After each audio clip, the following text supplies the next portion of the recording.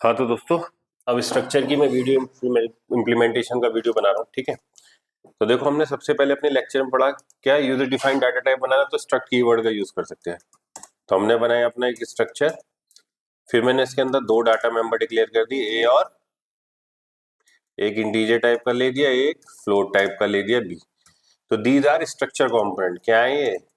Structure component. ठीक है, मैंने कि यहाँ तक मेरी स्ट्रक्चर खत्म हो गई, उसको डिफाइन कर दिया भाव। तो मेरे यहां तक मैं कह सकता हूं मैंने अपना एक नया डाटा टाइप बना दिया जिसका नाम क्या है? पीपी।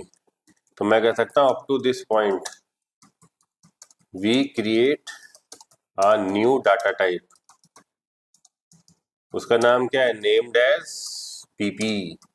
ठीक है, अब मैंने कहा सर इसको इनिशियलाइज करना है, तो मैंने कहा आपके इनिशियलाइज करने के दो तरीके हैं। तो तुमने सबसे पहले वेरिएबल बनाया पीपी ए वन।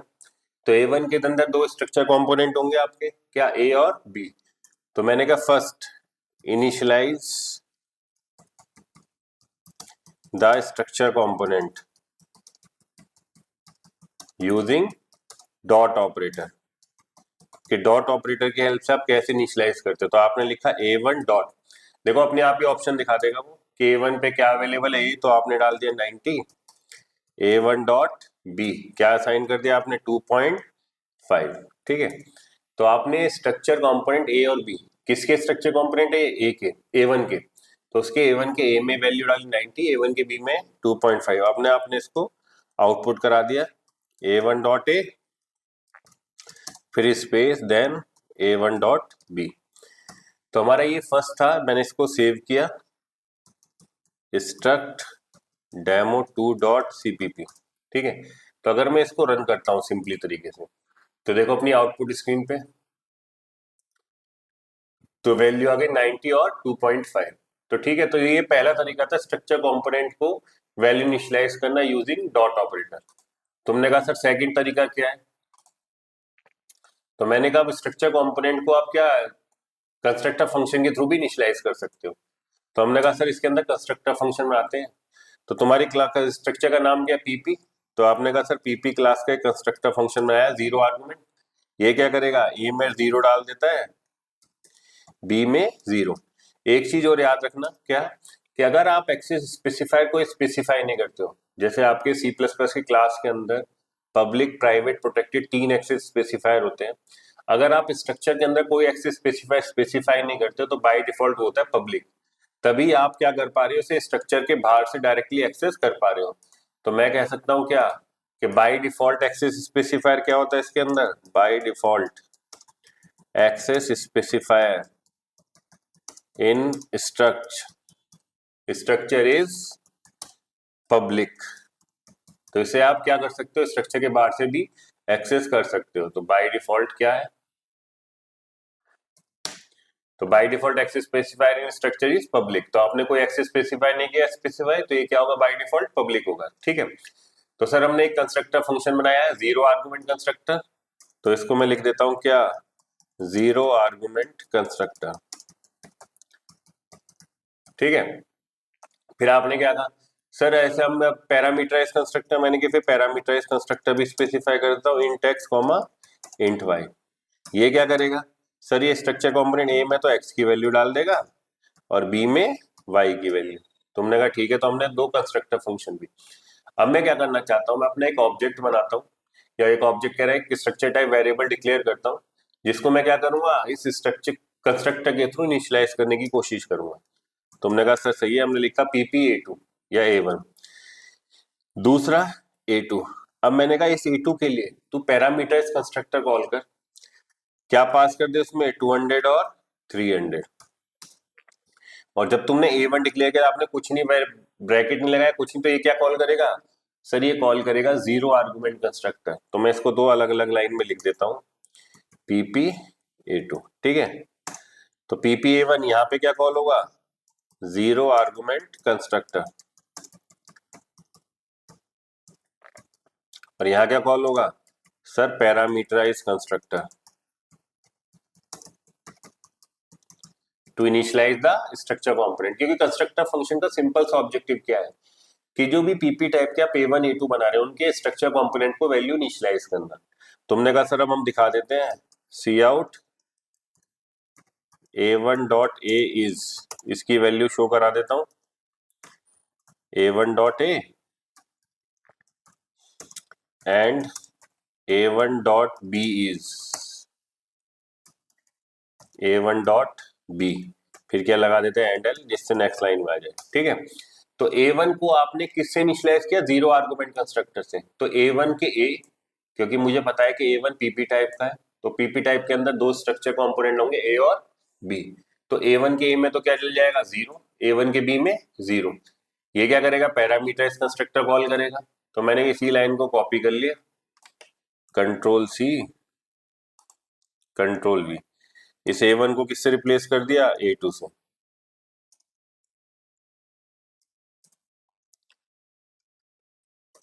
ठीक है, तुमने कहा ठीक है इसको रन करते हैं। अब देखो, तो दो आपने पैरामीटर, अब क्या करा आपने, देखो a1 का a जीरो, a1 का b जीरो, क्यों, क्योंकि a1 के लिए आपने जीरो आर्गुमेंट कंस्ट्रक्टर कॉल किया था। तो वो a1 के a और b स्ट्रक्चर कंपोनेंट है, उनको किससे इनिशियलाइज कर देगा, जीरो से। a2 के a और a2 के b क्या होगा, पैरामीटराइज कंस्ट्रक्टर के थ्रू इनिशियलाइज होंगे। ठीक है, तो ये हमारा दूसरा तरीका था कि कंस्ट्रक्टर फंक्शन के स्ट्रक्चर, कंस्ट्रक्टर इसके स्ट्रक्चर वेरिएबल के स्ट्रक्चर कंपोनेंट की वैल्यू इनिशियलाइज करना। थर्ड तरीका मैंने आपसे क्या करना, न्यू की हेल्प से। तो मैं इसे कमेंट कर देता हूं या रिमूव कर देता हूं, slash now create using new. ये मैंने बोला था क्या, क्रिएट न्यू। तो न्यू क्या होता है, डायनेमिकली मेमोरी एलोकेट करने के लिए। तो आपने लिखा PP asterisk a1 equal to new PP, किससे इनिशियलाइज कर दिया इसको, 300 और 400 से। तो न्यू क्या करेगा, डायनेमिकली मेमोरी एलोकेट करेगा, मतलब रन टाइम पे मेमोरी एलोकेट करेगा, किसके लिए, पीपी टाइप के वेरिएबल के लिए। और उसको इनिशियलाइज किससे कर देगा, इस पैरामीटराइज कंस्ट्रक्टर से। New create a memory and initialize it with parameterize constructor. ठीक है, इतना आपको समझ में आ गया। तो A1 क्या कर रहा है, उस पीपी टाइप का जो वेरिएबल क्रिएट किया है आपने, किसकी हेल्प से, इस न्यू की हेल्प से, उसको पॉइंट आउट कर रहा है। तो मैंने लिखा, मैं सी आउट करवा देता हूं, सी आउट A1 जिसे पॉइंट आउट कर रहा है, उसके अंदर जो A है उसकी वैल्यू शो कराओ। देन A1 जिसे पॉइंट आउट कर रहा है, एरो को रीड आउट क्या करना है, जिसे पॉइंट आउट कराओ उसके B की वैल्यू शो कराओ। ठीक है, तो हमने क्या कर दिया यहाँ पे, A और A1 के A और A1 के B। तो A1 खुद वैल्यू नहीं कर रहा, A1 तो पॉइंट आउट कर रहा है, किसे, पीपी टाइप के वेरिएबल को, जो किससे इनिशियलाइज है, इसके स्ट्रक्चर कंपोनेंट 300 और 400 से। जब आपने इसको रन किया, अब मैं इसे रन करता हूं अपने कोड को। ठीक है, तो मुझे A1 का A क्या दिखता है, 300 और 400। तो ये तीन तरीके थे सी प्लस प्लस के अंदर स्ट्रक्चर कंपोनेंट को वैल्यू इनिशियलाइज करने के। तो अगर मैं फाइनली कंक्लूड करूं, now we can say that we can initialize structure component in C++। कितने तरीके से, फर्स्ट यूजिंग डॉट ऑपरेटर,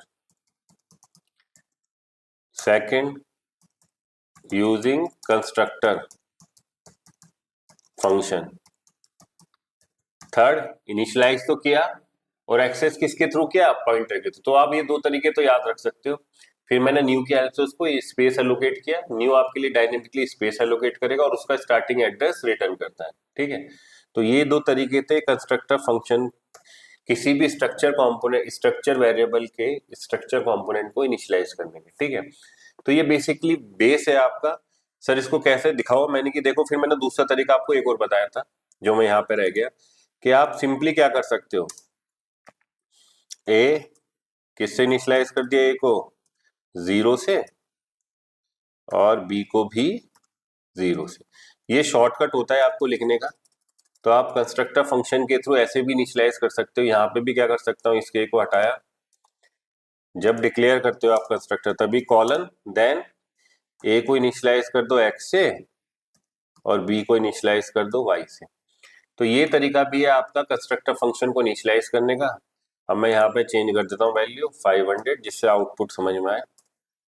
ये नहीं तो लगेगा कि सर पुराने ही आउटपुट शो कर दिया मैंने। कि ये तरीका है आपका कंस्ट्रक्टर फंक्शन का शॉर्टकट। देखो 500 और 600 आप इस तरीके से भी कंस्ट्रक्टर फंक्शन को के थ्रू इनिशियलाइज कर सकते हो। ये फ्रीक्वेंटली यूज होगा लीड कोड के अंदर। तो मैं आपको एक लीड कोड का डेमो दिखा देता हूँ। लीड कोड लिंक्ड लिस्ट, ठीक है। देखो लिंक्ड लिस्ट साइकिल, ये लीड कोड की प्रॉब्लम है, क्योंकि हमें क्या करना है इस कोर्स के अंदर मैं लीड कोड का प्रॉब्लम आपसे डिस्कस करूंगा। तो जो लीड कोड पे वो कमेंट करके रहता है, देखो ये स्ट्रक्ट लिस्ट नोड, तो लिस्ट नोड आपका एक नया डाटा टाइप बना, उसके अंदर क्या वेल नेक्स्ट, और ये क्या है, दीज आर कंस्ट्रक्टर फंक्शन।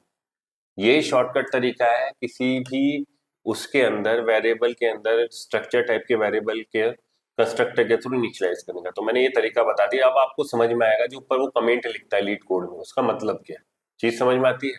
अब नेक्स्ट वीडियो में मैं आपके साथ डिस्कस करूंगा यहाँ पे कि भाई आप लिंक लिस्ट बनाओगे कैसे। अभी मैंने आपको फर्स्ट बेसिक समझाया कि स्ट्रक्चर सी प्लस प्लस के अंदर होता क्या है, क्या मेन डिफरेंस है सी से। सी के अंदर कोई कंस्ट्रक्टर फंक्शन नहीं होता, सी प्लस प्लस में कंस्ट्रक्टर फंक्शन होता है, ठीक है। तो ये चीज हमने देख ली। अब मैं नेक्स्ट वीडियो में आपके साथ लिंक लिस्ट डिस्कशन करता हूँ। ये मेरा बेसिक था जो मुझे लिंक लिस्ट के लिए रिक्वायर्ड था, जो आपको पता होना चाहिए, ठीक है। चलो अब मैं डिस्कस करता हूँ आपसे लिंक लिस्ट। चलिए